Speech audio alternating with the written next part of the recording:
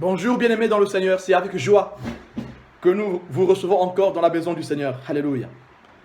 Bien-aimés, Amen. ce matin nous allons encore écouter ce que Dieu dit aux églises. Avant de commencer le message sur l'église de Pergame et la doctrine de Balaam pratiquée en son sein, j'aimerais d'abord attirer votre attention sur la bénédiction qui accompagne celui qui lit ou ceux qui entendent et obéissent aux écrits de l'Apocalypse à la révélation de Jésus-Christ. Comme il est écrit dans Apocalypse chapitre 1 verset 3. Heureux celui qui lit et ceux qui entendent les paroles de la prophétie et qui gardent les choses qui y sont écrites, car le temps est proche. Amen. Bien-aimés, nous avons ici la première des 7 béatitudes que Dieu donne par la révélation d'Apocalypse. Dieu bénit ici ceux qui écoutent l'Apocalypse, ceux qui lisent le livre de l'Apocalypse et ceux qui obéissent à cette révélation. Bien-aimé, en écoutant cet enseignement ce matin, sache que tu vas attirer sur toi des bénédictions. En lisant le livre de révélation chez toi à la maison, bien-aimé, tu attires sur toi des bénédictions. Cette promesse est la première, oui, la première des 7 promesses faites dans Apocalypse. Nous allons donc parler de Pergame et de la doctrine de Balaam. Lisons Apocalypse chapitre 2 versets 12 à 17. Lisons la parole du Seigneur. Lettre à l'église de Pergame. Écrit à l'ange de l'église de Pergame. Voici ce que dit celui qui a l'épée aiguë à 2 tranchants. Je sais où tu demeures. Je sais que là est le trône de Satan. Tu retiens mon nom et tu n'as pas régné ma foi.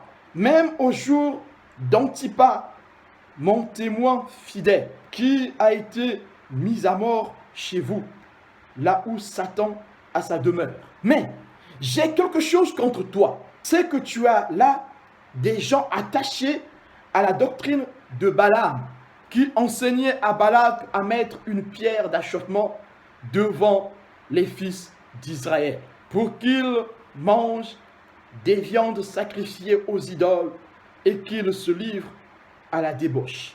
De même, toi aussi, tu as des gens attachés pareillement à la doctrine des Nicolaïtes. Réponds-toi donc, sinon je viendrai à toi bientôt et je les combattrai avec l'épée de ma bouche. Que celui qui a des oreilles entende ce que l'Esprit dit aux églises. À celui qui vaincra, je donnerai de la manne cachée et je lui donnerai un caillou blanc et sur ce caillou est écrit un nom nouveau que personne ne connaît si ce n'est celui qui le reçoit.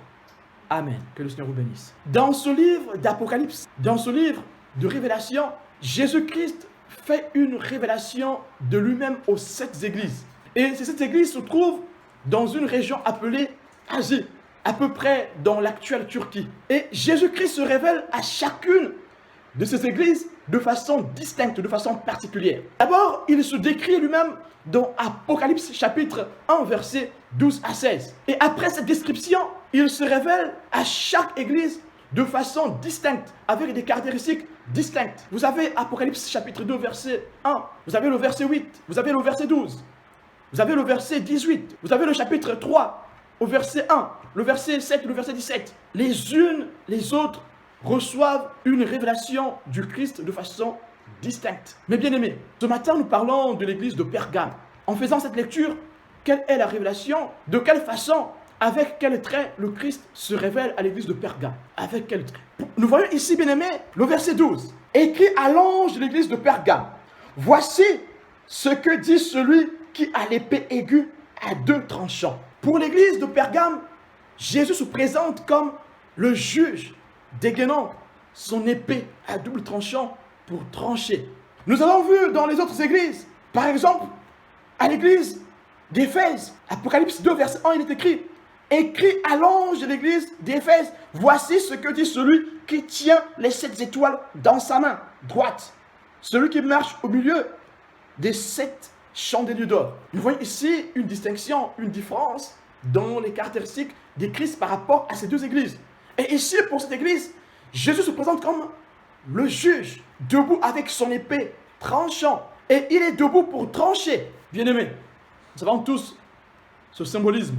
Nous savons tous que l'épée ou le glaive rappelle le rôle de la justice consistant à examiner, à peser, mais aussi à trancher, à sanctionner et à exécuter les décisions prononcées, les décisions prises. Et c'est ce que le Christ va faire dans ce message qu'il adresse à l'église de Pergame. Et le Christ vient lui-même délivrer le message à l'église de Pergame. C'est le Christ en personne qui se présente à Jean pour délivrer ce message, pour livrer ce message. Bien-aimés, nous voyons clairement que dans cette révélation, le Christ a examiné et a pesé les actes de l'église de Pergame. Et il a tranché, bien-aimés. En examinant l'église de Pergame, qu'est-ce que le Christ observe? Verset 13. Je sais où tu demeures. Je sais que là est le trône de Satan. Le Christ, en examinant l'église de Pergame, il observe que cette église se trouve dans une ville des satanistes. Dans cette ville, il y a le trône de Satan. C'est une ville remplie d'occultistes. Et l'occultisme, le spiritisme bat son plein dans cette ville. Et dans cette ville se trouve le trône de Satan.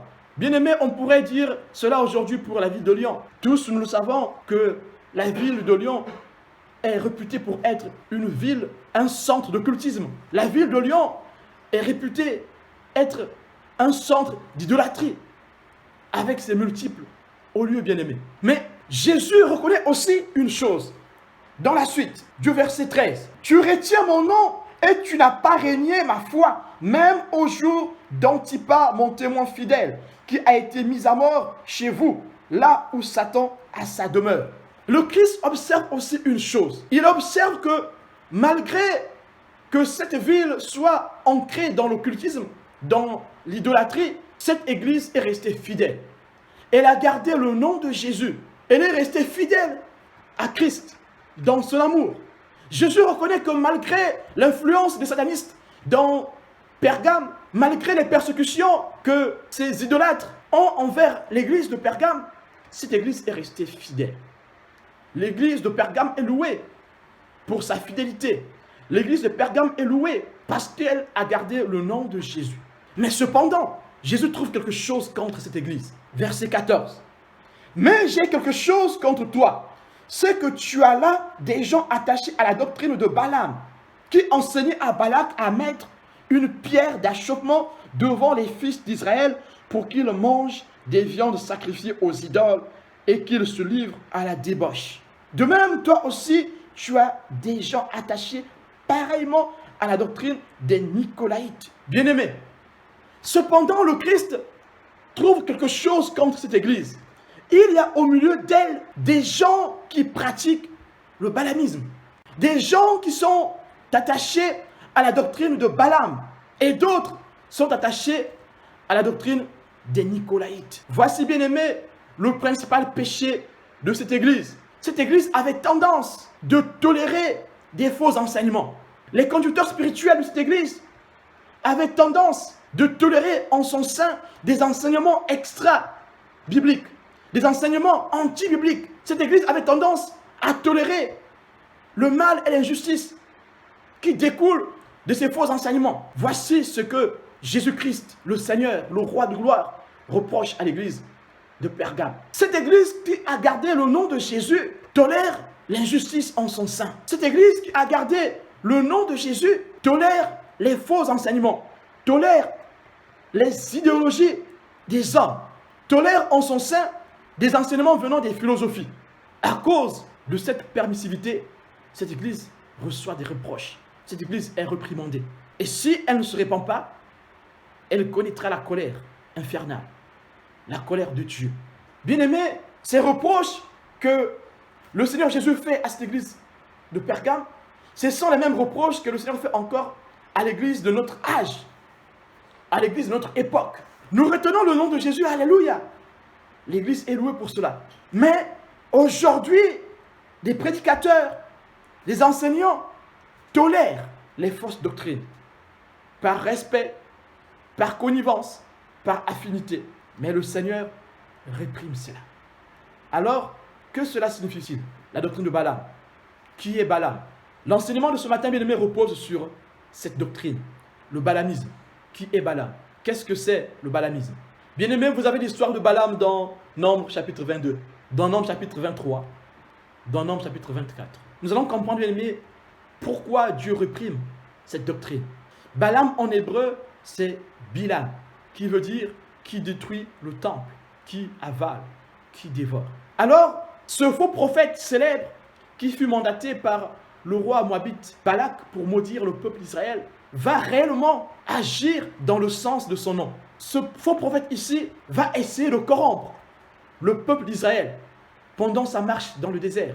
Lorsqu'il est arrivé en face de Moab, le roi moabite l'a invité pour essayer de maudire le peuple d'Israël. Balaam prononça des malédictions contre Israël, mais Dieu dit non, Dieu dit non.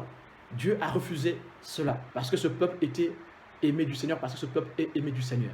Et malgré les instances de Balak, Balaam a été contraint par le Seigneur de ne pas maudire ce peuple. Car Balaam savait manipuler les éléments de la nature pour fléchir la volonté des dieux. Balaam, ce n'est pas un Israélite bien-aimé. Balaam est un Mésopotamien. Balaam, c'est aussi quelqu'un qui a travaillé au sein de Madianite. Et ce faux prophète Balaam, par ses enseignements, a corrompu Israël. Il a entraîné Israël à adorer des idoles. Il a entraîné, par ses enseignements, Israël à se vautrer dans la prostitution sacrée, à se vautrer dans la débauche. Et nous avons tous le sort qu'il a connu. Il a été tué par le Seigneur, par les mains des enfants d'Israël. Bien-aimés, mais qu'est-ce que le balamisme? Relisons Apocalypse 2, verset 14. Mais j'ai quelque chose contre toi. C'est que tu as là des gens attachés à la doctrine de Balaam, qui enseignaient à Balak à mettre une pierre d'achoppement devant les fils d'Israël pour qu'ils mangent des viandes sacrifiées aux idoles et qu'ils se livrent à la débauche. Bien-aimés, comme le dit Apocalypse 2, verset 14, le balamisme est la doctrine qui enseigne à mettre un piège devant les enfants de Dieu pour qu'ils mangent des viandes sacrifiées aux idoles, pour qu'ils se livrent à l'impudicité, pour qu'ils se livrent à la débauche. Lisons Nombre chapitre 31, verset 16. Voici, ce sont elles qui, sur la parole de Balaam, ont entraîné les enfants d'Israël à l'infidélité envers l'Éternel, dans l'affaire de Péor. Et alors éclata la plaie dans l'assemblée de l'Éternel. Vous pourrez lire chez vous Nombre chapitre 22, verset 1 à 7. Nombre chapitre 25, verset 1 à 4. Dans ces textes, Balaam, par les instances de Balak, a essayé de maudire Israël, mais il ne pouvait pas parce que Dieu était contre. Bien aimé, nous voyons ici que si Dieu est pour nous, qui sera contre nous? Cette parole est vraie, cette promesse est encore amen aujourd'hui pour nous, bien aimés. Si nous sommes fidèles dans le Seigneur va nous honorer. Et toutes les malédictions qui seront prononcées contre nous n'auront point d'effet. Et Balaam, puisque Dieu avait refusé que ces enchantements marchent sur Israël, Balaam a trouvé une astuce. Car Balaam sait comment on honore le Dieu d'Israël. Parce que Balaam connaît ce Dieu. Mais sauf que par la corruption, il a refusé d'obéir au vrai Dieu par sa corruption, par sa cupidité. Il a préféré vendre ses services au roi moabite. Et bien aimé, puisque ce peuple était fidèle au Seigneur, ses enchantements ne pouvaient pas marcher. Alors qu'est-ce que Balaam fit? Balaam va alors dans la suite enseigner au peuple environnant Israël comment les séduire afin qu'Israël soit abandonné de Dieu.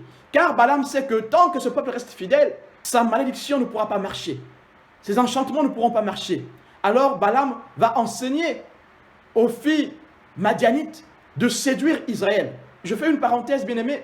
Dans cette histoire de Balaam et Israël, dans cette histoire des Madianites et Israël, nous voyons encore ici la dangerosité d'épouser un non-croyant, un inconverti. Nous voyons ici des dégâts que cela peut causer.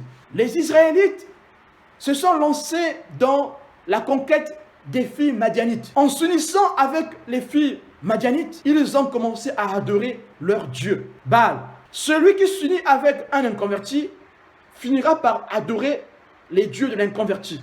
Le chrétien qui en son âme et conscience s'unit avec un non-croyant finira par adorer les dieux de ce non-croyant. Et pourtant, à l'origine, ce peuple voulait juste s'amuser dans la fornication, dans l'impudicité, chose qui n'est pas faisable au sein d'Israël.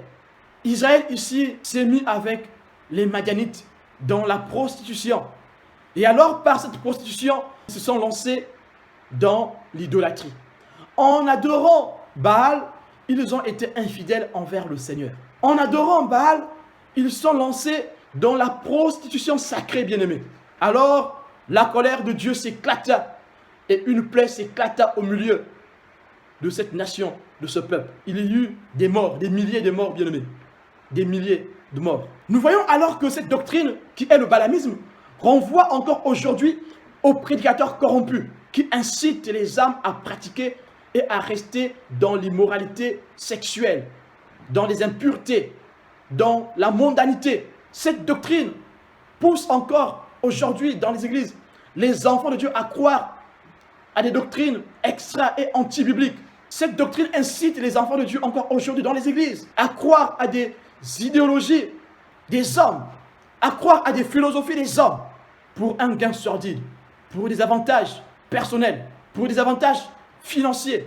Et dans l'église de Pergame, il y avait ces prédicateurs qui enseignaient à l'église le style de vie mondain. Ils enseignaient qu'il y avait compatibilité entre le style de vie mondain et la foi chrétienne et la vie chrétienne. On pouvait être chrétien et continuer à marcher comme des mondains. Ils enseignaient qu'on pouvait vivre sous la grâce en continuant de pécher. Ils enseignaient que la grâce nous couvrait de tout. Alors, puisque qu'on était sous la grâce, on pouvait pécher délibérément. Non, bien-aimés, c'est ça la doctrine de Balaam. 2 Pierre chapitre 2 verset 15. Après avoir quitté le droit chemin, ils se sont égarés en suivant la voie de Balaam, fils de Bosor, qui aima le salaire de l'iniquité. Bien-aimés, ces faux prédicateurs aujourd'hui enseignent l'immoralité dans l'église pour des gains sordides, pour s'enrichir, pour un salaire, parce qu'ils sont cupides. Et Paul dit encore dans Colossiens 2 verset 4, verset 8 et verset 18, « Je dis cela afin que personne ne vous trompe par des discours séduisants. Prenez garde que personne ne fasse de vous sa proie par la philosophie et par une vaine tromperie, s'appuyant sur la tradition des hommes, en fait des philosophies, des idéologies, sur les rudiments du monde et non sur Christ. Qu'aucun homme, sous une apparence d'humilité et par un culte des anges, ne vous ravisse à son gré le prix de la course, tandis qu'il s'abandonne à ses visions et qu'il est enflé d'un vain orgueil par ses pensées charnelles. » Colossiens 2, verset 4, verset 8 et verset 18. Que personne ne vous trompe par des discours séduisants. Ces faux prédicateurs, ces balamistes aujourd'hui qui ont infiltré l'église, enseignent des discours séduisants. Quand les cœurs des chrétiens ont déjà des penchants charnels, quand ils ont déjà des démangeaisons à écouter des choses qui les arrangent, alors ils vont se donner une foule de faux docteurs qui viennent avec des discours séduisants. Et aujourd'hui dans l'église, nous avons ces faux docteurs avec des discours séduisants. Mais Dieu nous dit au verset 8, prenez garde. Prenons garde, bien-aimés, des philosophies. Prenons garde des tromperies. Prenons garde, bien-aimés, des idéologies des hommes qui utilisent des traditions, qui utilisent des philosophies, qui utilisent des idéologies pour nous mentir, pour nous tromper. Ces hommes prennent une apparence d'humilité. Ces hommes prennent une apparence d'ange, une fausse douceur. Ces hommes prônent la tolérance, comme dans l'église de Pergame. Ces hommes prônent le respect des autres, au lieu d'annoncer la vérité de l'évangile. Ces hommes prônent la sagesse. Bien-aimés, nous en tant que prédicateurs, en tant qu'enfants de Dieu, le Seigneur nous appelle à enseigner la vérité. Pas notre vérité à nous, pas notre sagesse à nous. L'enseignant est appelé à enseigner la sagesse d'en haut, pas ma sagesse. Alors si on me pose une question, si je ne suis pas en mesure de répondre à la question, je ne donnerai pas une réponse pour montrer à quelqu'un que je connais que je suis sage, que je suis rempli de connaissances. Alors, si je réponds par moi-même, alors je vais commencer à enseigner ma propre sagesse. Bien-aimés, ces prédicateurs ici dans l'église de Pergame enseignent la tolérance. Au nom de la tolérance, ils encouragent des pratiques qui n'honorent pas le Seigneur. Ils encouragent les gens, ils incitent l'église à pratiquer l'immoralité. Ils incitent l'église à rester dans la mondanité tout en étant chrétien, tout en ayant la foi. Ils tolèrent les pratiques immorales au sein de l'église. eux-mêmes ayant un style mondain en dehors de l'Église, qu'aucun homme, sous une apparence d'humilité et par un culte des anges, ne vous ravisse à son gré le prix de la course, tandis qu'il s'abandonne à ses visions et qu'il est enflé d'un vain orgueil par ses pensées charnelles. Ces faux docteurs viennent avec des dons prophétiques, entre guillemets bien-aimés. Ils étalent la panoplie de leurs dons et des démonstrations de puissance. Et ils gardent le peuple de Dieu prisonnier de leurs machinations, afin de tirer un bénéfice charnel et financier. Malgré, bien-aimés, ces prophéties et leur puissance apparente, vous verrez, sur le fond, c'est des personnes enflées d'orgueil, remplies de pensées charnelles. Sous cette fausse apparence d'humilité, sous cette fausse prédication du Christ, sauveur de l'humanité, ils injectent leurs pensées charnelles, leur orgueil, incitant les peuples à rechercher les choses de la terre au lieu d'en chercher celles d'en haut. Matthieu 24, verset 24 dit « Car il s'élèvera de faux Christ et de faux prophètes. Ils feront de grands prodiges et des miracles, au point de séduire, s'il était possible, même les élus. » Ils sont déjà là dans nos églises bien-aimées. Ils sont remplis d'eux-mêmes. Ils sont imbus d'eux-mêmes. Ils enseignent la chair au lieu d'enseigner l'esprit. Ils enseignent de posséder la terre au lieu d'enseigner de posséder le ciel. Ils enseignent la doctrine de la prospérité, incitant les gens d'adorer le Dieu Ando-Vélicus, le Dieu de la santé et du bien-être, le Dieu de l'argent. Ils enseignent aux gens la doctrine de la pensée positive qui est associée au New Age. Ils enseignent aux gens la doctrine du dédoublement qui vient des gnostiques inspirés par leur père Simon le magicien de la Samarie, que vous connaissez tous. Ils enseignent aux gens la doctrine de la démonologie. Par la peur, ils embrigadent les gens. Car ils savent que deux choses font que les humains adorent Satan. Deux choses font que l'humain se perde dans l'angoisse. C'est la peur de la mort et l'envie de réussir, de profiter de la vie. Bien-aimés, toi et moi encore aujourd'hui, nous sommes là devant le Seigneur parce que nous ne voulons pas mourir, bien-aimés. Nous voulons rester en vie. Bien-aimés, je parle de la vie éternelle. Ces derniers ont peur de la mort physique. Mais nous, qui sommes enfants de Dieu, nous n'avons pas peur de la mort physique. Car pour nous, la mort est un gain. Mais nous avons peur de la mort spirituelle. Nous avons peur de la mort éternelle. C'est ce qui fait que nous soyons en Christ aujourd'hui. Bien-aimés, si je suis en Christ, c'est parce que j'ai peur de la mort éternelle. J'ai peur de la punition éternelle. Je n'ai pas peur de la mort physique, bien-aimé. Alors ces gens, connaissant que l'être humain a peur de la mort physique et a envie de la gloire, ils annoncent la prospérité et ils annoncent la doctrine du combat spirituel, la doctrine de la démonologie pour garder les gens emprisonnés, embrigadés. Les gens se lancent dans ces doctrines, celle de la démonologie ou du combat spirituel, c'est parce qu'ils ont peur de la mort. Ils ont peur d'être possédés, ils ont peur d'être tués par le sorcier, par le magicien, par le marabout, par l'occultiste. Alors, ils se jettent corps et âme, sans réfléchir, sans raison. Ils ont maintenant peur de tout. Certains ont peur de sortir de chez eux. Vous avez vu, il n'y a pas très longtemps, il y avait une émission qui est passée à la télé où les gens étaient reclus chez eux, toute une famille, embrigadés par un gourou, leur disant que le monde est contre vous. Il fallait rester à la maison, c'est lui qui gérait maintenant leur compte bancaire. C'était des gens qui avaient un château. Ils ont tout perdu à cause de ce gourou qui leur faisait peur par ses discours de la mort. Par peur de la mort, les gens adorent Satan. Les gens sont devenus angoissés. Par soif de la réussite, les gens adorent Satan. Dans nos églises, on adore Ando-Vélicus, le Dieu de la santé et du bien-être, le Dieu de la réussite. Ils adorent ce Dieu sans pourtant le savoir, bien-aimé. Mais l'ignorance est un danger que tout homme doit éviter, disait La Fontaine, Jean de La Fontaine. Et la Bible dit, mon peuple périt par faute de connaissance. Et la parole de Dieu n'excuse pas l'ignorance, bien-aimé. Nous sommes au temps de la grâce. Et la Bible n'excuse pas l'ignorance. Aujourd'hui, les gens se lancent dans ces doctrines, c'est parce qu'ils sont séduits. Ils sont séduits. Le chrétien étant déjà séduit, va se laisser entraîner par les discours séduisants. Ils sont là, les faux docteurs bien-aimés. Ces faux docteurs enseignent des gens des choses, les poussant dans la sodomie, les poussant dans la masturbation, les poussant dans la fellation. Je suis obligé de parler de ces choses, bien-aimés, aujourd'hui. Car ces choses font partie de la doctrine de Balaam. Il faut que j'en parle, bien-aimé. Et si j'en parle aujourd'hui, c'est parce que quelqu'un m'a appelé à poser une question. Est-ce que nous, les enfants de Dieu, on peut pratiquer la sodomie? Le balamisme enseigne les gens à pratiquer la sodomie, à pratiquer la masturbation, à pratiquer la fellation, à pratiquer le sexe oral. Ces choses qui sont abominables, que le Seigneur a condamnées depuis la nuit des temps. Ces doctrines enseignent les gens, les unions libres, comme des animaux. C'est dépasser le mariage. Maintenant, on peut s'unir comme on veut, comme des bêtes. Parce que bien aimé, on n'a jamais vu un animal demander la main d'une femme. Jamais du tout. Jamais un animal n'a demandé la main d'une femme. Jamais un animal a honoré le mariage. Jamais du tout. Chez les animaux, le mariage n'est pas honoré de tous.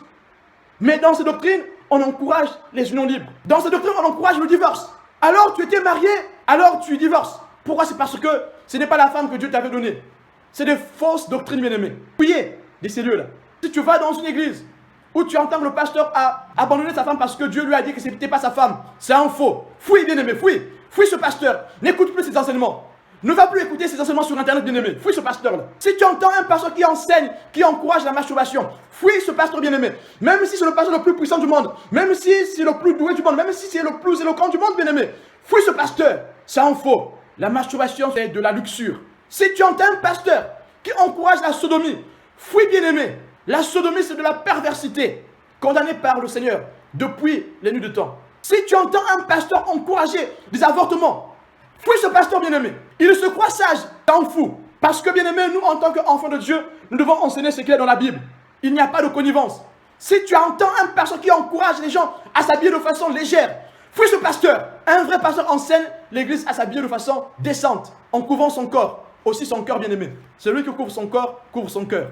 Si tu rencontres un pasteur qui apprend aux femmes de laisser leurs jambes dehors, leurs attributs dehors, fuis ce pasteur. Qui ne réprimande pas les sœurs qui laissent leur décolleté dehors, fuis ce pasteur. Parce que le vrai pasteur doit enseigner la vérité. Même si on ne l'aime pas, c'est pas grave. Au moins Dieu l'aime. C'est plus important. Celui qui aime les hommes plus que Dieu n'est pas digne de servir Dieu. Mais aujourd'hui, bien aimé, en enseignant le leadership, les enseignants enseignent ces choses, encouragent ces choses, encouragent la lutte dans l'église, la concurrence dans l'église. Dans l'église, il faut s'affirmer pour s'en sortir. Et ces docteurs, ces enseignants aujourd'hui enseignent dans l'église les techniques du développement personnel. Au lieu que les gens soient transformés par la foi, par la parole de Dieu, les gens sont transformés par une assurance charnelle. Et alors, il y a des conflits dans l'église. Ces gens sont imbus d'eux-mêmes. Ces gens sont remplis d'eux-mêmes. Et puisque ces gens, ces faux docteurs, ne veulent pas faire fuir les âmes, quand on leur pose des questions sur la sodomie, ils disent tu peux le faire. Si l'autre n'a pas mal, tu peux le faire. Si l'autre est consentant ou consentante, tu peux le faire. Vous pouvez utiliser des sex toys. Vous pouvez utiliser des instruments pour vous faire plaisir. Ces doctrines qui encouragent la masturbation. Et surtout, la masturbation féminine qui est en vogue aujourd'hui, qui est plébiscitée par tous aujourd'hui, par des sex toys. Et ces choses, bien aimées, sont pratiquées dans l'église. Les enfants de Dieu ont des sex toys chez eux. Bien aimé, c'est la vérité ce que je vous dis aujourd'hui là. Les pasteurs ont des sex toys chez eux. Ils veulent pimenter leur vie de couple. Les anciens ont des sex toys aujourd'hui. Les chantres ont des sex toys aujourd'hui pour se faire plaisir. Des enfants de Dieu vont se vautrer dans la pornographie pour apprendre d'autres techniques, pour explorer d'autres techniques. Les enfants de Dieu vont se vautrer dans les Kama Sutras pour explorer d'autres techniques. Bien aimé, que tu sois marié ou pas, ce message te concerne. Un jour tu vas te marier, il faudra que tu connaisses ces choses. Il se peut que ce jour-là, tu ne seras pas devant quelqu'un qui est mort pour le Christ, pour te dire cette vérité-là. Il se peut que tu rencontres un chrétien qui est corrompu.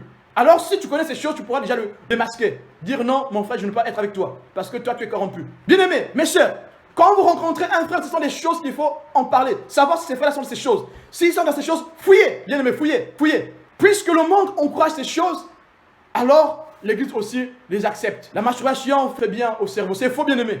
La masturbation détruit le cerveau. Ce matin, nous allons parler de 2 points principaux. La sodomie et la masturbation. Car il m'a été posé 2 questions sur la sodomie et la masturbation. Bien aimé, c'est la doctrine de Balaam qui enseigne la sodomie à l'église. Tout ce qui n'est pas fruit de conviction est un péché. Alors, si tu n'as pas la conviction, ne le fais pas. Mais si tu as la conviction, tu peux faire. C'est faux, bien aimé, c'est faux. Tu ne peux pas pratiquer la sodomie. La sodomie est anti-biblique. La sodomie est une souillure. La Bible appelle ça une souillure. Une souillure, tu te souilles. Qu'est-ce que Dieu dit de la sodomie? Bien aimé, nous parlons ce soir des gens qui sont mariés. Puisque nous savons tous que toute relation sexuelle extra-mariage est prohibée dans les Écritures. Donc nous qui sommes enfants de Dieu, si nous obéissons à la parole de Dieu, nous n'allons pas connaître notre conjoint physiquement avant le mariage. C'est ce que dit la parole de Dieu. Nous sommes là pour enseigner la vérité et non pour la déformer. Donc ce matin, nous parlons ici de la sodomie dans le cadre du lit conjugal. Car les célibataires n'ont pas le droit de se connaître sexuellement. Nous parlons ici des gens qui sont mariés parce que les Écritures excluent l'acte sexuel avant le mariage. Car les Écritures disent que l'acte sexuel est une bénédiction que dans le cadre du mariage. L'acte sexuel en dehors du mariage est une malédiction. Et ça, personne ne pourra vous dire le contraire. Si tu veux, essaie, tu vas voir. Ça va entraîner la malédiction. Et il faudra que tu payes le prix. Il faudra que tu te repentes réellement pour que Dieu te pardonne. Même si Dieu te pardonne, tu vas continuer à en subir les conséquences. Et c'est la vérité, bien-aimé. Si tu essaies, si tu veux faire la tête, essaie, tu vas voir. Tu seras mordu. L'acte sexuel avant le mariage, c'est comme des dents d'un crocodile. C'est comme mettre sa main dans la gueule d'un crocodile. Essaye. Mets ta main dans la gueule d'un crocodile et on verra ce qui va se passer. 1 Corinthiens 6, 18 dit « Fuyez l'impudicité, quelque autre péché qu'un homme commette. Ce péché est hors du corps, mais celui qui se livre à l'impudicité pêche contre son propre corps. » Ici, ça veut dire la fornication. Celui qui a une relation extra-conjugale, celui qui a une relation extra-mariage commet de l'impudicité et il souille son propre corps. Vous pourrez aussi lire 1 Corinthiens 7, verset 2. Vous pourrez aussi lire 1 Thessaloniciens 4, verset 3. Vous pourrez aussi lire Éphésiens 5, verset 3. Dans une enquête IFOP de février 2019, 53% des femmes révélaient s'être déjà prêtées au moins une fois à la sodomie, soit près de 4 fois plus qu'en 1970. Bien-aimés, mais quelles sont les conséquences de la sodomie? Bien-aimé, ce que je dis là, ce n'est pas moi qui l'ai inventé. C'est un article qui parle de ça, c'est un médecin qui parle de ces choses. Ce médecin dit que les tissus rectaux sont délicats et vulnérables à la déchirure. L'anus est un orifice très fragile et c'est un orifice d'élimination de déchets, bien-aimés. Se souiller dans ces endroits entraîne des conséquences graves, parfois irréversibles. Et ce médecin dit que les conséquences de la sodomie sont perte de tonicité anale, douleur anale, fissure anale, des hémorroïdes, incontinence et des infections. Donc là, nous parlons sur le plan physiologique, sur le plan humain. Est-ce que c'est bon pour le corps de pratiquer la sodomie? Ceux qui sont mariés, est-ce que pour alimenter son couple, on peut pratiquer la sodomie? Humainement parlant, bien aimé, même si on n'a pas la foi, humainement parlant, pratiquer la sodomie entraîne des conséquences dans le corps de l'homme. Tu seras incontinent. L'orifice rectal ne va plus contenir les matières fécales. Alors tu seras incontinent. Les hémorroïdes, vous connaissez tous. Des infections, vous connaissez tous. Voici les conséquences. Mais que dit la parole de Dieu en ce qui concerne le corps? Qu'est-ce que dit la Bible en ce qui concerne le corps? Comment le croyant, comment le chrétien doit entretenir son corps? Bien aimé, ici encore nous allons faire une parenthèse. Nous les enfants de Dieu devons entretenir nos corps. Je vais commencer à manger des fruits et des légumes.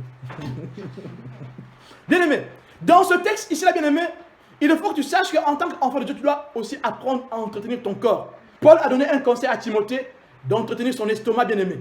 Dieu prend soin de ton corps aussi. Alors comment traites-tu ton corps? Quand tu es déprimé, quand tu as un peu de déprime, quand tu as une situation difficile dans ta vie, tu commences à manger du chocolat, tu commences à te goinfrer. Et tu prends 20 kilos, bien aimé. D'un seul coup, tu prends 20 kilos. C'est un péché. Ce matin encore, tu te dis que c'est un péché. Si tu as un problème, prie, plie le genou, ne va pas manger. Tu commences à manger comme une vorace. C'est un péché, bien aimé. On appelle ça des choses semblables. Les excès de table. Parce que tu es triste, tu commences maintenant à te goinfrer. Tu manges de midi à 14h. Bien aimé, c'est un péché. Le chrétien doit prendre soin de son corps. 1 Corinthiens 6, versets 8 et 9 et versets 18 et 19. Ne savez-vous pas que les injustes n'hériteront point le royaume de Dieu? Ne vous y trompez pas. Ni les impudiques, ni les idolâtres, ni les adultères, ni les efféminés, ni les infâmes, ni les voleurs, ni les cupides, ni les ivrognes, ni les outrageux, ni les ravisseurs n'hériteront le royaume de Dieu. Fuyez l'impudicité. Quelque autre péché qu'un homme commette, ce péché est hors du corps. Mais celui qui se livre à l'impudicité pêche contre son propre corps. Ne savez-vous pas que votre corps est le temple du Saint-Esprit qui est en vous, que vous avez reçu de Dieu et que vous ne vous appartenez point à vous-même? Alors celui qui commet la sodomie souille ton corps qui est le temple du Saint-Esprit. Donc bien aimé, si tu es chrétien et que tu pratiquais la sodomie, réponds-toi. Car en pratiquant la sodomie, tu es en train de souiller ce corps que tu es, qui est le temple du Saint-Esprit. 1 Corinthiens chapitre 3, versets 16 et 17. Ne savez-vous pas que vous êtes le temple de Dieu et que l'Esprit de Dieu habite en vous? Si quelqu'un détruit le temple de Dieu, Dieu le détruira. Car le temple de Dieu est saint et c'est ce que vous êtes. Celui qui détruit le temple de Dieu par ses pratiques sera détruit. Si tu détruis ton corps par la sodomie, Dieu te détruira, bien-aimé. Alors comment peux-tu dire que si tu n'as pas mal, tu peux faire? Sachant que nous savons tous que c'est par la nuit que sortent les matières fécales, bien-aimé. Le caca est appelé des souillures. Ce sont des souillures. Comment tu peux suer ton corps? En suyant ton corps, tu vas prendre des microbes. Bien-aimé, nous voyons tous que dans la parole de Dieu, Dieu a donné des lois d'hygiène au peuple d'Israël pour éviter que leur corps tombe malade. Les règles d'hygiène, pour qu'il n'y ait pas de maladies, des épidémies au milieu du peuple. Quand ils étaient dans le désert, il n'y avait pas d'hôpitaux, il n'y avait rien du tout. Et il fallait respecter les règles d'hygiène. Et vous pensez que ça a changé aujourd'hui? Le corps de l'homme est important pour Dieu. C'est là donc que Dieu se manifeste. Alors comment tu peux livrer ce corps à l'impureté? Si tu détruis ton corps par la sodomie, Dieu te détruira. La sodomie est une impureté. C'est une souillure. Tu souilles ton corps dans le caca. Et le corps de l'autre aussi est souillé. Alors, vous deux, vous vous détruisez. Alors si tu entends le conseil que non, si l'autre est consentant, si l'autre n'a pas mal, vous pouvez faire. C'est faux, bien-aimé. Fouillez cet endroit. Fouillez cette église. Bien-aimé, ça ne peut pas être un lapsus. Dire à quelqu'un que bon, tu peux pratiquer la sodomie si tu n'as pas mal, ça ne peut pas être un lapsus, c'est un péché. Alors cette personne a un grave problème. Il faut qu'elle se repente. Bien-aimé, Hébreux 13, verset 4. Que le mariage soit honoré de tous et le lit conjugal exempt de souillure, car Dieu jugera les impudiques et les adultères. Que le lit conjugal soit exempt de toute souillure. La sodomie est une souillure. Le caca est une souillure. Alors si tu plonges ton corps dans le caca, tu as souillé ton corps. Alors tu es dans la souillure. Bien-aimé, la sodomie est une souillure physique et une souillure morale. Physiquement, nous avons vu que la sodomie souille le corps. Tu tombes malade. Donc tu subis une souillure physique. La sodomie est une souillure morale. Parce que tu désobéis à la parole de Dieu, à l'amour de Dieu. Et alors, tu as déformé la réalité de Dieu. Tu as déformé l'acte sexuel comme Dieu l'a donné au préalable. Alors, tu es dans une souillure. Celui qui pratique la sodomie est dans une souillure physique et dans une souillure morale. Tu suis ton lit conjugal quand tu pratiques dans ta chambre la sodomie. Celui qui pratique la sodomie dans sa chambre, même si tu es l'hyper extra bishop, si tu pratiques la sodomie, tu suis ton corps. Et en suivant ton corps, tu suis aussi l'église. Vous avez vu l'église de Pergame, Dieu est contre l'église de Pergame par rapport à ce point-là. Ils enseignent l'immoralité sexuelle dans l'église. Ils tolèrent l'immoralité sexuelle. Puisque ce frère-là, c'est un frère qui finance l'église, il vient te poser la question, mais papa pasteur, est-ce qu'on peut pratiquer la sodomie? Mais toi, comme tu es sage selon le monde, tu sais que si ce frère pose la question parce qu'il pratique la sodomie, alors pour ne pas le choquer, tu dis, mais frère, si ta femme est d'accord, et puis si elle n'a pas mal, tu peux pratiquer la sodomie. Il suffit qu'il n'y ait pas de violence dans cela, il ne faut pas brutaliser l'autre. Tu as péché, bien-aimé, tu pêches. Dieu dit, réponds-toi. La sodomie, c'est un péché. Tu souilles ton lit conjugal et tu souilles aussi l'église. Quand tu viens prêcher, ta bouche là envoie des saletés chez les autres. Ta parole, c'est le venin de l'araignée que tu envoies à l'église. Les gens, au lieu de te sanctifier, ils vont encore pécher. Et celui qui pêche va encore pécher plus. Ta prédication sera un venin au sein de l'église. Que le lit conjugal soit exempt de toute souillure. Bien-aimé, c'est quoi le mot souillure? Le mot souillure, c'est aselgea, qui veut dire luxure sans bride. Être lascif, libertinage, impudence, insolence, mœurs licencieuses, dissolu, débauche, grossièreté. Dans souillure, vous avez aussi la masturbation, c'est aussi une souillure. Dans souillure, on va parler de ça tout à l'heure. Dans le mot souillure, vous avez aussi ça. Dans la sodomie est une souillure. Puisque tu te souilles physiquement, en détruisant le corps que Dieu a donné, qui est le temple du Saint-Esprit, et tu te détruis aussi moralement, spirituellement. Bien-aimé, souillure veut aussi dire amiantos. Amiantos. Vous connaissez les amiantes? Le mot amiante vient de amiantos, souillure, déchet. La sodomie est une souillure.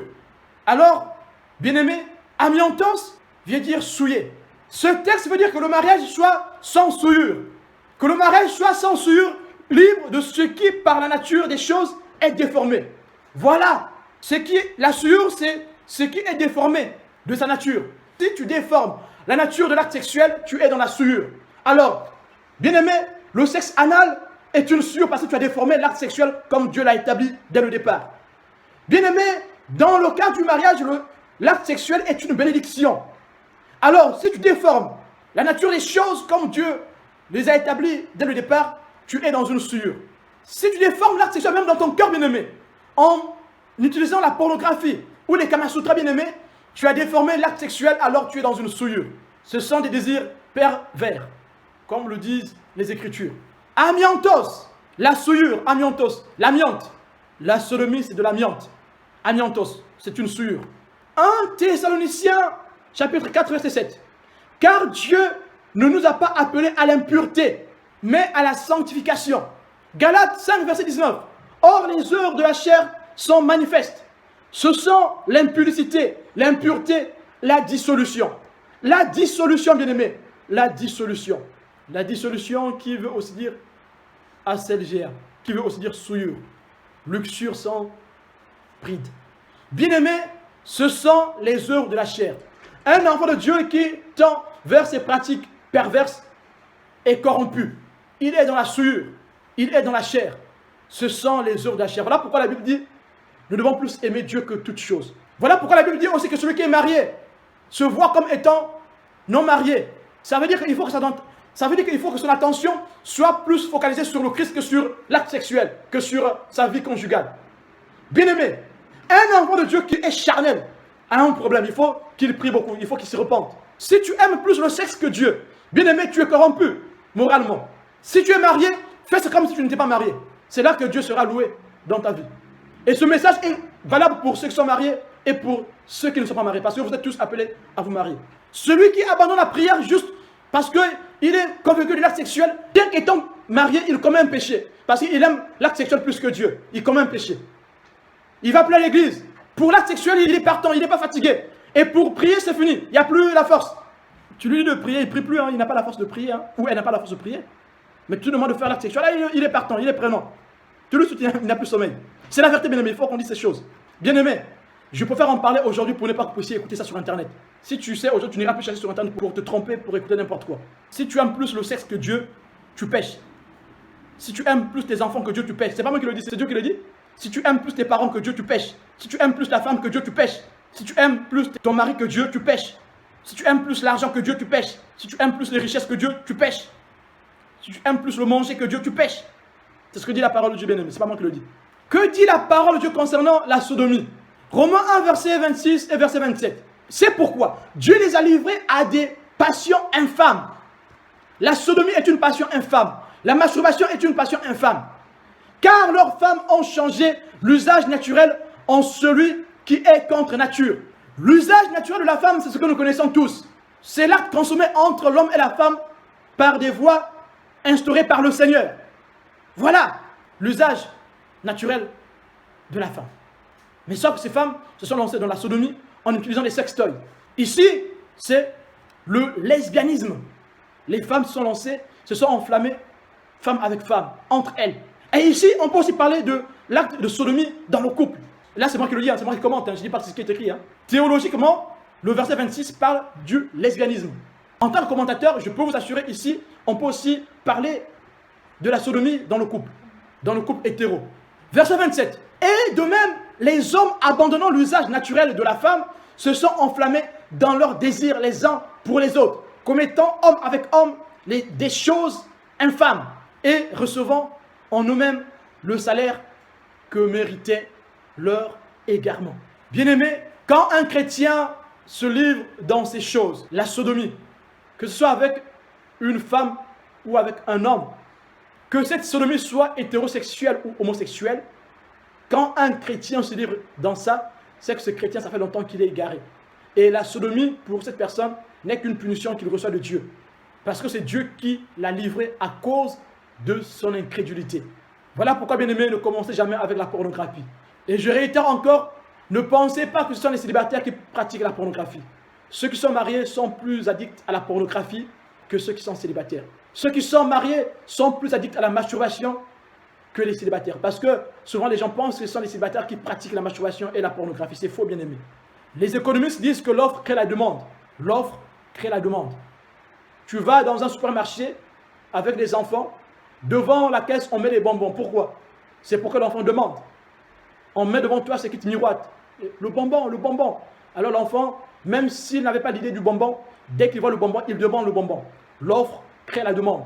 Alors ceux qui sont mariés sont plus en proie à ces vices. Voilà pourquoi quand on prêche ces choses, on doit prêcher à tout le monde. Chacun doit faire attention. Ce n'est pas parce que tu es marié que tu peux te masturber que ce n'est pas un péché. Bien-aimé, si tu es marié, te masturber, c'est un péché. On va parler de ça aussi. Bien-aimé, dans Romains 1, versets 26 à 27, on parle de la sodomie homosexuelle. Mais bien-aimé, nous pouvons aussi élargir cela à la sodomie hétérosexuelle. C'est un péché. Ce texte est bien clair. C'est une souillure, c'est une infamie. Lévitique 18, verset 22 et verset 23. Tu ne coucheras point avec un homme comme on couche avec une femme. C'est une abomination. Tu ne coucheras point avec une bête pour te souiller avec elle. La femme ne couchera point. La femme ne s'approchera point d'une bête pour se prostituer avec elle. C'est une confusion. Oui, bien-aimé, tu ne coucheras point avec un homme comme on couche avec une femme. La sodomie. Qu'elle soit hétérosexuelle ou homosexuelle, c'est de la sodomie, bien-aimé. Il n'y a pas de différence. C'est de la sodomie. C'est l'anus qui est affecté. C'est l'orifice rectal qui est affecté. On dit comme on couche avec une femme. Comme. Ça veut dire que la seule option que Dieu a donnée à l'homme, c'est cette option que nous connaissons tous. Alors, quand on est marié, c'est la seule option que nous avons. Et dans le cadre du mariage, c'est une bénédiction, l'acte sexuel. Et sache que quand tu le fais, ça ne te rend pas moins spirituel. Non, bien-aimé, c'est une bénédiction, tu es béni. Dans le cadre du mariage, c'est une bénédiction. Ça va consolider le lien familial. Ça va consolider le lien marital. Tu ne pourras pas te sentir faible parce que tu as fait l'acte sexuel, parce que c'est une bénédiction pour toi et ton épouse. Pour toi et ton époux. C'est une bénédiction. Alors tu ne pourras pas te dire, je suis faible parce que j'ai fait le lit avec ma femme ou avec mon mari. Tu ne pourras pas te sentir faible. C'est une fausseté aussi. Si tu te sens faible parce que tu as fait le lit avec ton conjoint, c'est que tu as un problème. C'est une bénédiction. Si tu ne reçois plus de révélation parce que tu as fait le lit avec ton époux, c'est un problème que tu as, c'est que tu aimes plus le sexe que Dieu. Voilà pourquoi tu n'as plus tes révélations comme d'habitude. Réponds-toi aussi. Le vrai chrétien doit être séparé de toutes ces choses. Le vrai chrétien doit prendre une distance avec la chair. Voilà. Nous ne devons pas aimer les choses de la chair plus que Dieu, les choses de la terre plus que Dieu. Bien que l'acte sexuel soit une bénédiction dans le cadre du couple, mais on ne doit pas aimer l'acte sexuel plus que Dieu. Ça devient un péché. Lévitique 20, verset 13. Si un homme couche avec un homme, comme on couche avec une femme, ils ont fait tous deux une chose abominable, une abomination. Ils seront punis de mort. Leur sang retombera sur eux. Bien-aimés, à notre époque, on ne tue plus les hommes qui couchent entre eux. Mais bien-aimés, cette punition n'est pas partie pour autant. Ceux qui couchent entre eux sont morts spirituellement. Ils sont condamnés par la parole de Dieu. Un point, c'est tout. Ils sont morts spirituellement. Même si on ne lapide plus les gens, mais sachez que si tu couches avec un homme, tu es mort spirituellement. Tu es perdu. Tu n'as plus de relation avec Dieu. Voilà. Si tu pratiques de la sodomie, tu es mort spirituellement. Il faut que tu le saches. Même si tu es l'hyper extra bishop, si tu pratiques la sodomie, tu es mort spirituellement. Même si tu prêches la parole de Dieu, bien-aimé, ta parole est devenue une sûre pour les peuples de Dieu, pour les enfants de Dieu. Bien-aimé, vous savez tous que c'est à cause de la sodomie que Dieu a détruit Sodome et Gomorrhe. C'est de là que vient le mot sodomie. Sodomie, Sodome, sodomie, Sodome. Sodome, sodomie. Sodomie, Sodome, Sodome, sodomie. Oui, bien-aimé. Genèse 19, lisez tout le chapitre, bien-aimé. Nous allons lire Genèse 19, verset 5. Ils appelèrent Lot et lui dirent, où sont les hommes qui sont entrés chez toi cette nuit? Fais-les sortir vers nous pour que nous les connaissions. Bien-aimés, si vous partez chercher le strong du mot connaission ici, bien-aimés, connaission veut dire ici connaître sexuellement. Ces personnes qui sont venues chez Lot, c'était des anges, des envoyés de Dieu. Les gens de Sodome et Gomorrhe voulaient les sodomiser. C'est à cause de ce péché. Ce peuple était ancré dans la sodomie, bien-aimé. Ce peuple pratiquait la sodomie homosexuelle et la sodomie hétérosexuelle. Ce peuple pratiquait la fellation. Ce peuple utilisait les Kamasutras. Ce peuple pratiquait le viol. Ce peuple était pervers. C'était des impies. Ce peuple pratiquait aussi la pédophilie. Il partait marier les enfants de 8 ans et 9 ans. Et bien aimé, je vous assure aujourd'hui encore, ces coutumes perdurent dans les contrées. Si vous fouillez sur Internet sur Bashibazou, vous trouverez la pratique de coucher avec les enfants et les hommes. Aujourd'hui, en Afghanistan, c'est une pratique qui est en vogue. En Orient, c'est une pratique qui est en vogue. Coucher avec les jeunes garçons. Les hommes couchent avec les jeunes garçons. Bashibazou ou Bashibouzi. Fouillez, vous allez trouver sur Internet. C'est une pratique qui existe encore. C'est un péché. Et Dieu a puni Sodome et Gomorrhe parce qu'ils étaient dans la sodomie. Ils ont voulu sodomiser les hommes que Lot a reçus chez lui. C'était des anges. Vous vous rendez compte quelle abomination? Alors si on te pose la question, frère, est-ce qu'en tant que chrétien, on peut pratiquer la sodomie? Dis non, bien-aimé. La Bible dit dans Genèse 19, verset 5 que ce peuple était pervers, ils ont voulu sodomiser les anges. Et Dieu les a punis. Et le peuple d'Israël aussi, l'une des tribus du peuple d'Israël aussi a commis cette infamie au sein d'Israël. Juge 19, verset 22. Lisez juste tout le chapitre, vous allez comprendre. Mais lisons le verset 22. Pendant qu'ils étaient à se réjouir, voici les hommes de la ville, gens pervers, entourèrent la maison, frappèrent à la porte et dirent au vieillard, maître de la maison, fais sortir l'homme qui est entré chez toi pour que nous le connaissions. Ici aussi, le verbe connaître, ici c'est connaître sexuellement, via la sodomie. Comment les hommes peuvent connaître un autre homme? C'est pour le sodomiser. C'est un péché. Et ce peuple a été puni de façon terrible. Ce peuple a été décimé par les autres tribus d'Israël parce qu'ils ont commis une infamie au sein d'Israël. Ils ont voulu sodomiser leur propre frère. Et comme leur frère avait une concubine avec lui, il leur a livré sa concubine. Et ils ont commis des actes infâmes avec cette concubine. Et j'ose même imaginer qu'ils ont aussi commis la sodomie à cette pauvre femme. Et qui est morte, décédée. Le matin, on l'a trouvée devant la porte, décédée. Lisez l'histoire dans le livre de Juge, chapitre 19. Bien-aimé, la sodomie est un péché. Ce n'est pas une pratique pour alimenter le couple. Sachez que, bien-aimé, vous lirez les livres des spécialistes des couples, bien-aimés. Mais sachez que la chose la plus excellente qui alimente un couple, c'est la prière. La prière est une chose qui alimente la vie de couple. Si tu veux alimenter ton couple bien-aimé, prie ensemble avec ton épouse. Faites les choses spirituelles ensemble. Servez Dieu ensemble. Bien-aimé, le service dans le Seigneur alimente la vie de couple. Bien-aimé, ça peut vous paraître paradoxal, mais c'est la vérité. Le service dans le Seigneur alimente la vie de couple. La prière dans le couple alimente la vie de couple. Juge chapitre 1, verset 7. Que Sodome et Gomorrhe et les villes voisines qui se livrèrent comme eux à l'impudicité et à des vices contre nature, la sodomie est un vice contre nature, sans donner en exemple, subissant la peine d'un feu éternel. La masturbation aussi est un vice contre nature. Bien-aimés, vous pourrez relire chez vous 1 Corinthiens 6, verset 9 à 10. Vous pourrez aussi lire chez vous Éphésiens 5, verset 5. Colossiens 3, verset 5. Faites donc mourir les membres qui sont sur la terre, l'impudicité, l'impureté, les passions, les mauvais désirs et la cupidité qui est une idolâtrie. C'est à cause de ces choses que la colère de Dieu vient sur les fils de la rébellion. Bien-aimés, dans le mot impudicité, impureté, les passions, les mauvais désirs, nous avons aussi l'accoutrement. La façon de s'habiller aussi, c'est des mauvais désirs. Nous voulons montrer notre corps parce que nous avons des mauvais désirs en nous. Nous voulons séduire. Voilà pourquoi nous montrons nos attributs. Et une sœur en Christ qui ne couvre pas ses attributs est en train de pécher aussi. C'est une impureté, bien-aimée. Si tu ne couvres pas ton sillon interfessier, tu pêches. Tu mets un collant qui traverse le sillon interfessier. On voit tous tes attributs. C'est un péché aussi. C'est aussi une souillure, bien-aimée. Tu suis quelqu'un, mais tu te suis toi-même aussi. Bien-aimé, voilà pourquoi tu fais des rêves la nuit, des rêves de mari de nuit. Après, tu vas dire, non, je suis envoûté, c'est l'homme qui m'envoûte, c'est ça qui m'envoûte. Les sorciers. Ce ne sont pas des sorciers. Les esprits méchants voient ton sillon interfessier. Les esprits méchants voient ton décolleté. Mais ils viennent faire les choses bizarres avec toi la nuit dans tes rêves. Oh, j'ai des malchances. Il faut que j'envoie quelqu'un pour me laver. Il faut de l'eau pour me laver. Mais c'est normal, tu montes ton corps au démon. Le démon voit ton sillon interfessier. Les démons voient ton décolleté.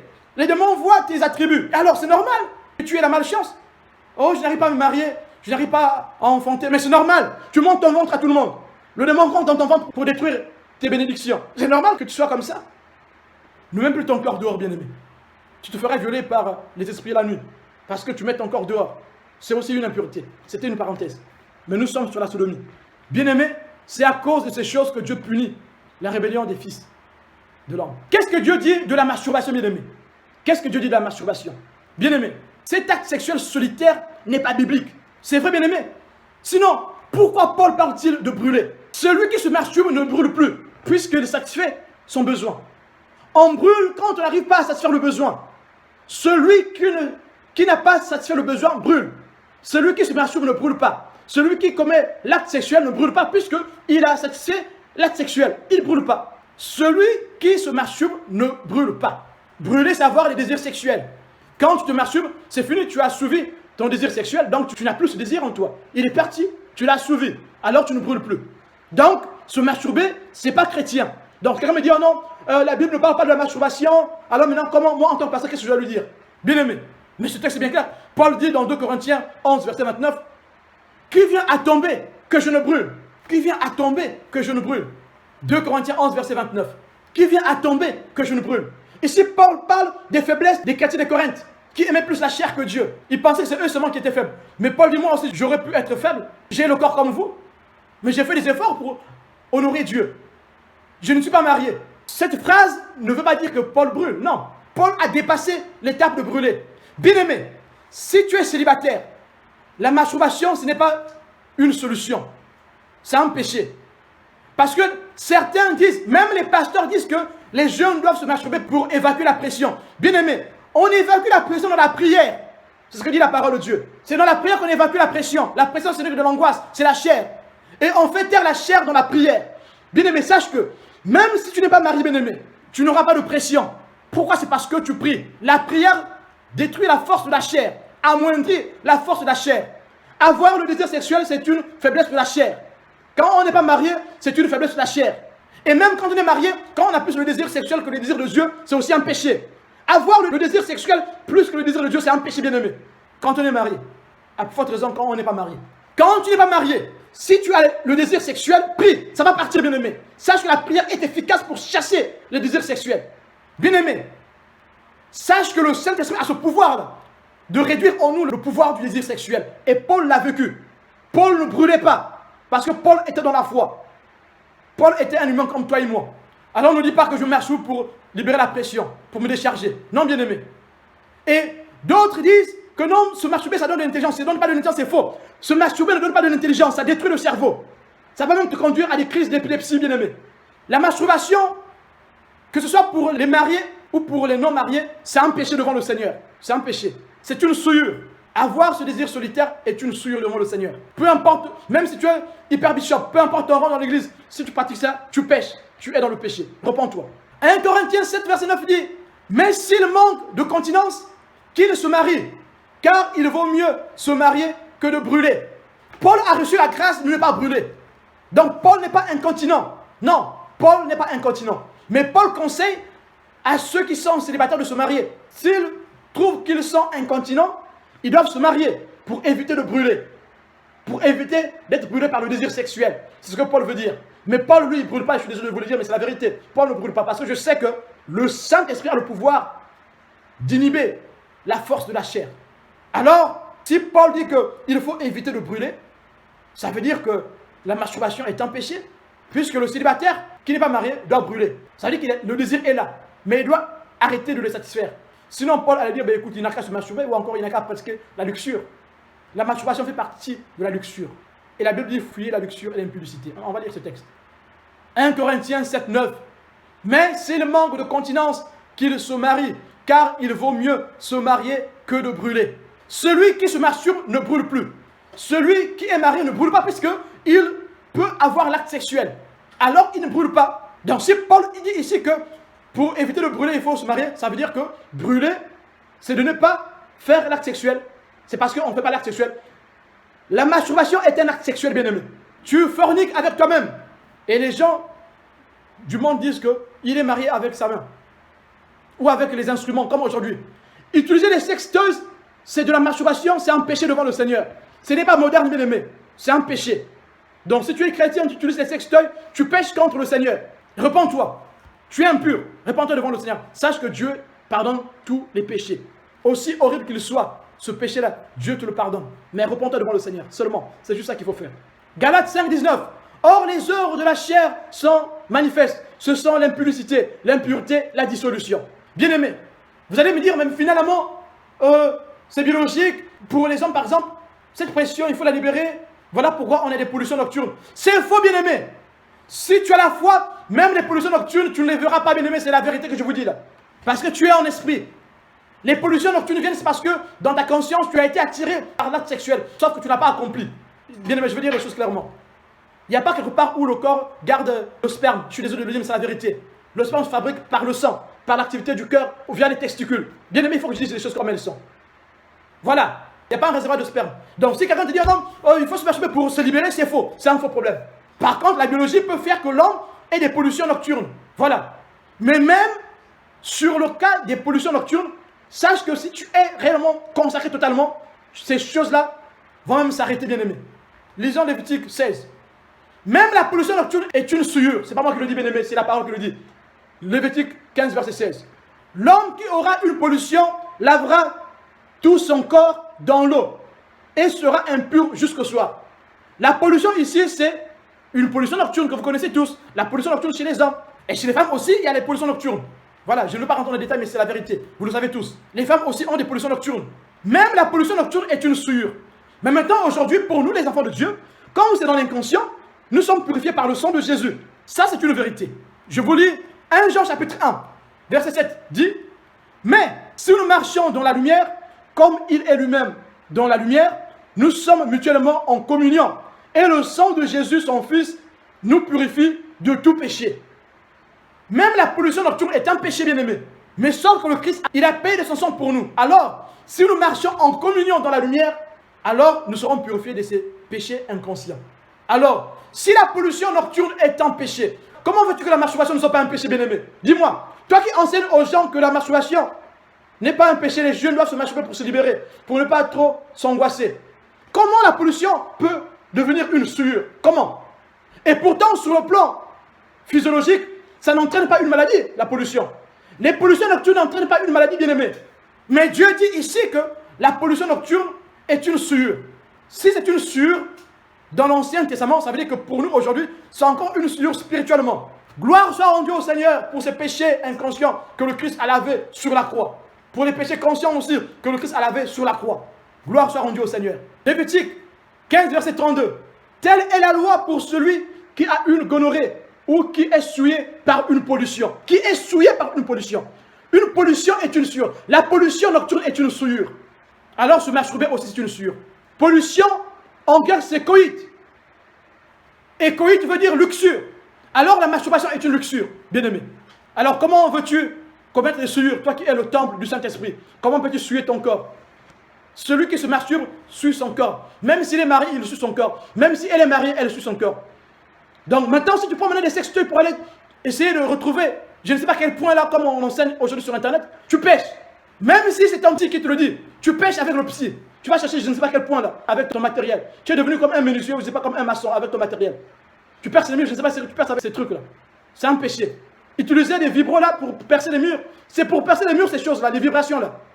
Tu vas tomber malade. Bien aimé, il faut qu'on soit clair. Les sextoys est un péché.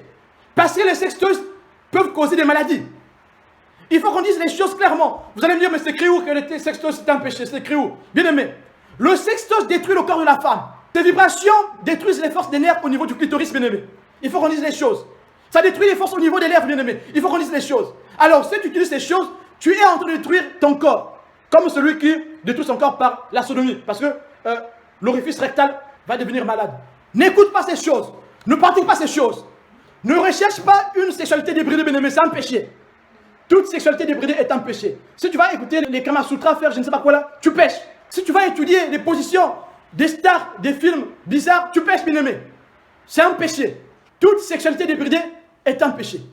Coït. Coït, vous connaissez tous le coït interrompu qu'a pratiqué Onan. Onan était un grand masturbateur. Mais c'est pas moi qui le dis, c'est la Bible qui le dit. Onan, le second fils de Judas, d'une femme cananéenne. Vous avez ça dans Genèse 38, verset 4. Dans Genèse 42, verset 12. Dans Nombre 26, verset 19. Dans 1 Chronique, chapitre 2, verset 2, vous avez ce nom de Onan. Et bien aimé, cet acte d'Onan est bien décrit dans Genèse 38, verset 6 et verset 10. Onan, par jalousie, ne voulait pas donner un descendant à son frère aîné qui était décédé. Alors, il ne voulait pas donner de descendants. Et qu'est-ce qu'il faisait? Il se souillait dehors. La Bible dit il se souillait dehors. Tout acte sexuel qui n'honore pas les préceptes de Dieu est une souillure. Alors ici, cet acte devient une souillure pour Onan. Onan se souillait. Si tu te souilles dans ta chambre, bien-aimée, tu souilles aussi l'église. Et ici, l'église de Pergame est blâmée à cause de ces souillures. Parce qu'il y a des gens qui venaient enseigner des souillures dans l'église. Alors Onan, par jalousie, n'ayant pas voulu que Tamar devint mère, Dieu le fit mourir prématurément pour ses pratiques coupables. Le coït, onanisme. Vous chercherez dans vos dictionnaires onanisme. C'est un péché. Dieu a condamné au nom à cause de l'onanisme, à cause de cette pratique coupable, à cause de cette souillure. Il se souillait dehors, il se souillait à côté. Lisez Genèse 38, vous allez trouver les textes concernant Onan, sur son coït, sur sa méchanceté. Certaines personnes aujourd'hui préfèrent se masturber au lieu de se marier. Et c'est dans la culture occidentale. Les gens sont tellement égoïstes, ils ne veulent pas les charges, ils ne veulent pas divorcer. Parce que pour eux, quand on se marie, il faut divorcer. Ils ne veulent pas partager leur richesse avec quelqu'un, avec les enfants ou avec je ne sais pas qui. Alors, ils préfèrent rester eux-mêmes. Aujourd'hui, il y a des gens qui pratiquent l'onanisme, qui préfèrent rester seuls pour ne pas avoir de progéniture. Certains ont adopté l'homosexualité pour ne pas avoir de progéniture, à cause de l'égoïsme, bien aimé. À cause de l'égoïsme. Mais Onan a été frappé à cause de son égoïsme. Ne pratiquons pas l'onanisme. Fuyons l'onanisme. Nous voyons ici que la masturbation est un péché. Donc même si c'est le plus grand pasteur du monde qui a prêché sur la masturbation, qui a encouragé les gens à pratiquer la masturbation, refuse, fuit. C'est un balamiste. Tout enseignement qui pousse l'Église à ne pas abandonner le monde est un enseignement qui vient de Balaam. La Bible dit qu'il faut qu'il y ait une séparation entre l'Église et le monde. Il faut qu'il y ait une séparation entre la foi et la mondanité. Mais tout enseignement qui incite d'être entre les deux est un faux enseignement. 2 Corinthiens 11:4. Car si quelqu'un vient vous prêcher un autre Jésus que celui que nous avons prêché, ou si vous recevez un autre esprit que celui que vous avez reçu, ou un autre évangile que celui que vous avez embrassé, vous le supporterez fort bien. 2 Corinthiens chapitre 11, verset 3, verset 13, verset 14 et verset 15. Toutefois, de même que le serpent séduisit Ève par sa ruse, je crains que vos pensées ne se corrompent et ne se détournent de la simplicité à l'égard de Christ. La vie en Christ, c'est une vie de simplicité. Même dans l'acte sexuel, c'est une vie de simplicité, d'amour. Dans verset 13, ces hommes-là sont de faux apôtres, des ouvriers trompeurs, déguisés en apôtres de Christ. Et cela n'est pas étonnant, puisque Satan lui-même se déguise en ange de lumière. Il n'est donc pas étrange que ces ministres aussi se déguisent en ministres de justice. Leur fin sera selon leurs œuvres. N'écoutons pas ces faux enseignements bien-aimés. Ces personnes savent parler, mais c'est de la corruption. Fuyons ces choses. Menons une vie pure de consécration. Donnons-nous au Seigneur. Ne suivons pas la voie de Caïn. Ne suivons pas l'égarement de Balaam. Ne suivons pas la révolte de Corée. Que Dieu vous bénisse.